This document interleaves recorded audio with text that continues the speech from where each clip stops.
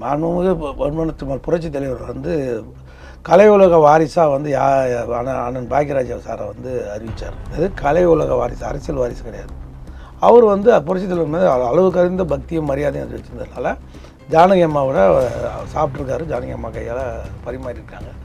அந்த தொடர்புனால ஜானகி அம்மா அணியில் அவர் இருந்தார். தலைவர் வந்து திருவேற்காட்டில் அவர் கல்யாணம் நடந்து நினைக்கிறேன், எனக்கு தெரிஞ்சு நினைவு கரெக்டாக இருந்தால் கல்யாணத்துக்கு தலைவரே போய் நடத்தி வச்சார். யார் பாக்யராஜ் 2வது திருமணம் நடந்தது இல்லையா, பூர்ணிமா ஜெயர் தலைவர் தான் போய் நடத்தி வச்சார்.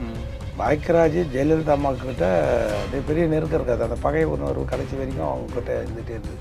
நீர் பொறுத்த நெருப்பா. ஜெயலலிதா அம்மா வந்து பாரதி ராஜாவுக்கு கொடுத்த முக்கியத்தை பாக்யராஜ் கொடுக்க மாட்டாங்க. இவரை வந்து KKS ராமச்சந்திரன் தான் அம்மாவை கடைசி 32 MLAலாம் எடுத்து திருநாகரசன் வச்சுருந்தாங்க. அதனால் ஜானகி அம்மா அணியில் இந்த தாமரை கண்ணீர் அம்மாவை KKSோட முகத்திலேயே ஆசிட் ஊற்றினான். அதுதான் 2 பேரும் KKS சார். அவர் எம்ஜிஆர் KKS ராமச்சந்திரன் அவரை முதலாளி தான் கூப்பிடுவார். இவரோட டிஸ்ட்ரிபியூட்டர் அவர். யாரோட புரட்சி தலைவர் படத்துக்கெல்லாம் வந்து சவுத்தோட டிஸ்ட்ரிபியூட்டர். ஈஸியாக கிட்ட நெருங்க முடியும், பேச முடியும். இவங்க ஒரு பேசிக்கலி ஒரு நடிகை, பெண்கள். அதனால் ஒரு லிமிட்டுக்கு மேலே நைட்டில் போய் பார்க்க முடியாது, நைட்டில் பேச முடியாது. அவங்களுக்குள்ள ஒரு இன்னும் வெளிப்படையாக சொல்லணும்னா பேக்கப் இல்லாமல் 2 பேருமே யாரையும் பார்க்க மாட்டாங்க. பேக்கப் மாதிரி இருந்தால் தான் இவங்களுக்கு அப்பாயின்மெண்ட்டே கிடைக்கும். புரியுதுங்களா? வீட்டில் அவ்வளோ சீக்கிரம் மேக்கப் இல்லாமல் அம்மா யாரையும் சந்திச்சது இல்லை. அது சின்னமாகவும் இப்போ அதை ஃபாலோ கடைப்பிடிக்கிறாங்க. அதனால தான் வித்தவுட் மேக்கப் யாரையும் பார்க்கறதில்லை.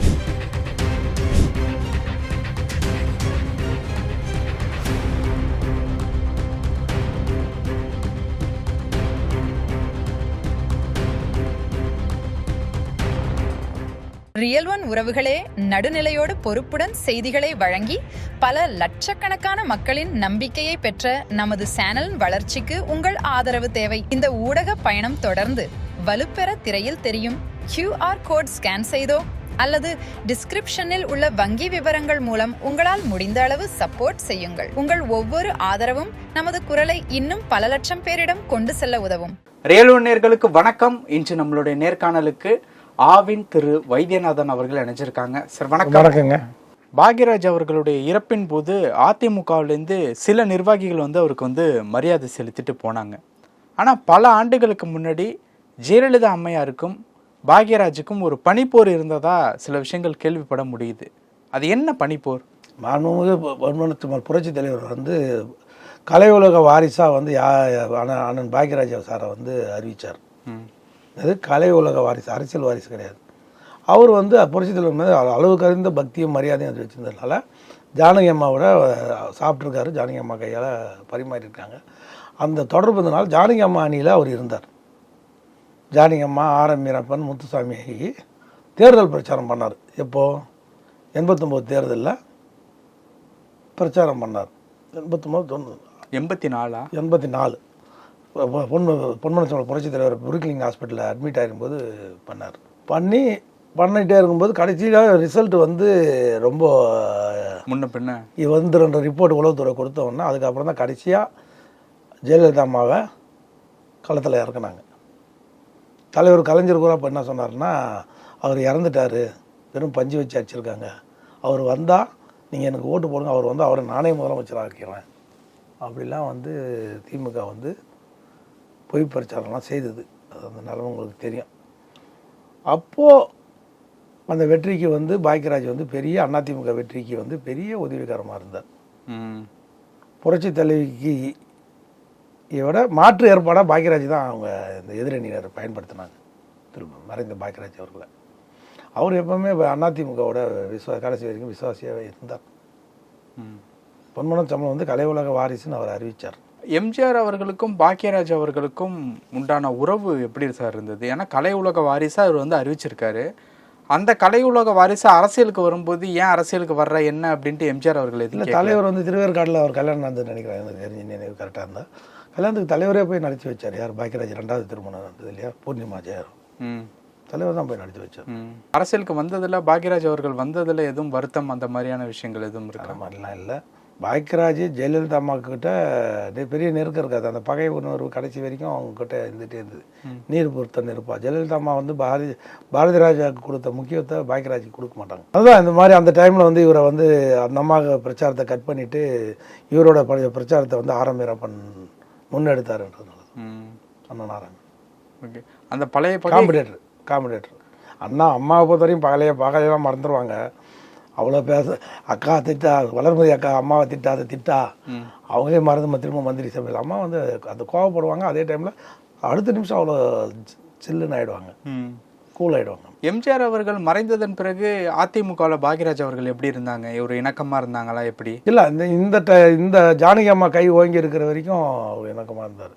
அப்புறம் ஜெயலலிதா அம்மா ஆட்சி எடுத்து வந்து உட்காந்ததுக்கப்புறம் பெரிய இணக்கமும் இல்லை, பெரிய இடைவெளியும் இல்லை, ஒரு மீடியமாக போயிட்டு இருந்தது. எம்ஜிஆர் அவர்கள் கூட பயணித்தவங்க எல்லாருமே ஜெயலலிதா அம்மையார் கூட அவர்களுக்கு பயணிக்கிறதுக்கு யோசிச்சதுக்கு உண்டான காரணம் என்ன? நிறைய பேர் சொல்கிறாங்க காலில் உழுவணும், அந்த மாதிரியான விஷயங்கள்லாம் இருக்குது.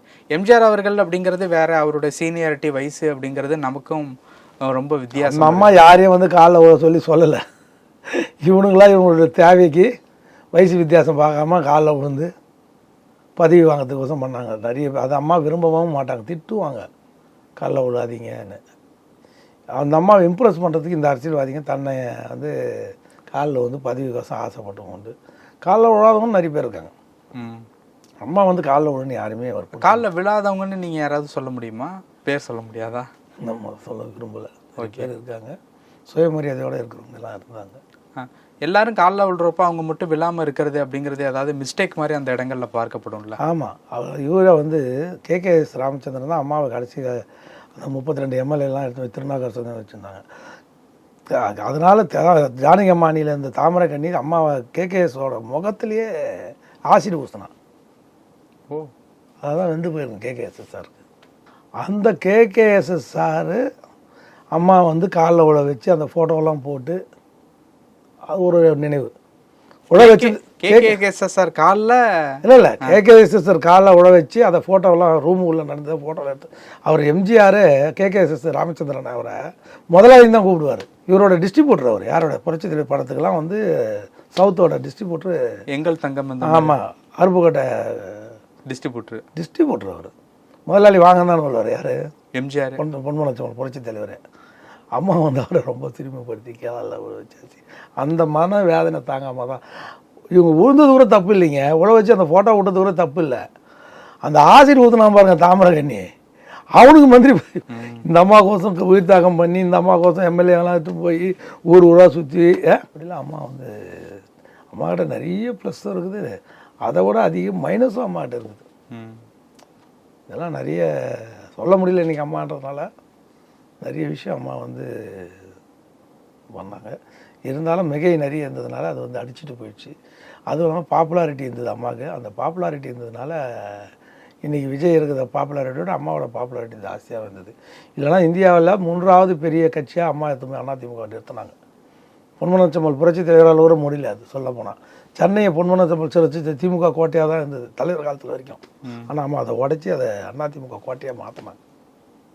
ஒரே ஒரு தொகுதி மட்டும் கலைஞர் ஜெயிச்சார்னு நினைக்கிறேன். அந்த துறைமுகம் மட்டும் ஜெயிச்சது, மற்ற எல்லாம் தமிழ்நாடு இது மெட்ராஸை கைப்பற்றினாங்க அம்மா. இது ஒரு டேலண்ட்டு, அது ஒரு தலைவர் வந்து ஆள் பார்ப்பார், பெரியவங்க சின்னவங்க சீனியாரிட்டிலாம் பார்ப்பார். அம்மா அப்படிலாம் பார்க்க மாட்டாங்க. ஓபிஎஸும் ஒன்று தான், வைத்தியம் ஒன்று தான்வாங்க அம்மா. இப்போது சார், இப்போ எம்ஜிஆர் அவர்கள் கூட பாக்யராஜ் அவர்கள்லாம் பயணித்தாங்கல்ல, ஜெயலலிதா கூட பயணிக்காமல் போனதுக்கு உண்டான காரணம் என்ன சார்? எம்ஜிஆர் வந்து ஒரு ஆண் சார், ஈஸியாக கிட்ட நெருங்க முடியும், பேச முடியும். அப்படி இவங்க ஒரு பேசிக்கலி ஒரு நடிகை, பெண்கள். அதனால் ஒரு லிமிட்டுக்கு மேலே நைட்டில் போய் பார்க்க முடியாது, நைட்டில் பேச முடியாது.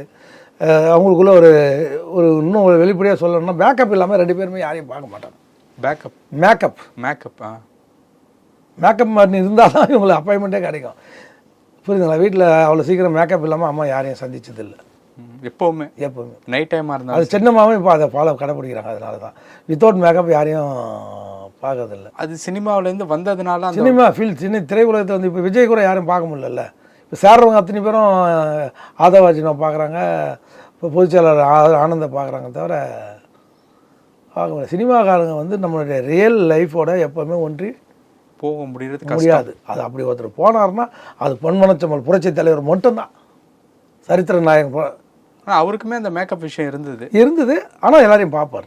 காலைல போகும்போது பார்ப்பார், வரும்போது பார்ப்பார், எல்லாரையும் பார்ப்பார், எப்பவுமே பார்ப்பார். பார்த்துட்டு தான் ஒரு பெட்டிஷன் வாங்கிட்டு தான் போவார். அதே மாதிரி செக்ரட்டரியேட்டில் போனார்னா பெட்டிஷன். அது மாதிரி மக்களோட நெருங்கிய தொடர்பில் இருந்தார் அவர். விஜய் மாதிரி இப்போது தள்ளி போகிறது, மக்களை பார்க்கறதில்ல. சட்டமன்றம் ஒரு கட்சியை விட்டு தியாகம் பண்ணிவிட்டு இன்னொரு கட்சி உங்கள்கிட்ட வராங்க, அவங்கள கூட ஒரு அரவணைச்சு பேச மாட்டார் விஜய். காலையில் ரோபோட்டிக் மாரி காலைல 9:45 வராரு, சாயந்தரம் 3:45 கிளம்பி 12:45 சாப்பிட்றாரு, 3:45 கிளம்பி வீட்டுக்கு போயிடுறாரு. ஃபோட்டோ ஷூட் நம்ம இவரை சொல்லுவோம்ல, யார் தளபதி ஸ்டாலின் வந்து 3 ஷூட்டு ரெடி பண்ணி கொடுப்பாரு, ஒரு நாளைக்கு 3 ஷோ. அதனால தான் ஆட்சி போச்சு. சர்ப்ரைஸ் 3 ஃபங்க்ஷன் மட்டும் இருக்கும் ஒரு நாளைக்கு. அதே மாதிரி தான் இப்போது விஜயம் பின்பற்றுறாரு. மக்களை அந்த மேக்கப் அப்படிங்கிற ஒரு விஷயம் தான். ஆமாம், இவங்களெல்லாம் அந்த மேக்கப் பண்ணுற விஷயம் தான் வந்து கெடுக்குது, தடுக்குது. தடுக்குதுன்னு எதுக்கு சொல்கிறேன்னா, மேக்கப் கோசம் மக்களை வந்து தள்ளி வைக்கிறாங்க. அது மக்களுக்கும் தலைவர்களுக்கும் உள்ள இடைவெளியை பெருக்குது. ஆட்சி மாறினாலும் காட்சி மாறல. விஜயோட ஆட்சியில் என்ன மாற்றம்? பல விஷயங்கள் பேசியிருக்கோம். நேரத்திற்கு நன்றி. நன்றி, வணக்கம். உங்கள் பிசினஸ் இன்னும் அதிக மக்களை சென்றடைய வேண்டுமா? இன்றைய டிஜிட்டல் உலகில் சரியான ப்ரமோஷன் தான் வெற்றியின் முதல் படி. தமிழகம் முழுவதும் பல லட்சக்கணக்கான பார்வையாளர்களை தினமும் சென்றடையும் ரியல் ஒன் யூடியூப் சேனல்களில் உங்கள் பிசினஸ் இனி எல்லோரும் அறியட்டும். குறைந்த செலவில் அதிக ரீச். உங்கள் பிராண்டுக்கு நம்பிக்கையும் வளர்ச்சியும் சேர்க்க இன்றே எங்களை தொடர்பு கொள்ளுங்கள். 928 00 8714.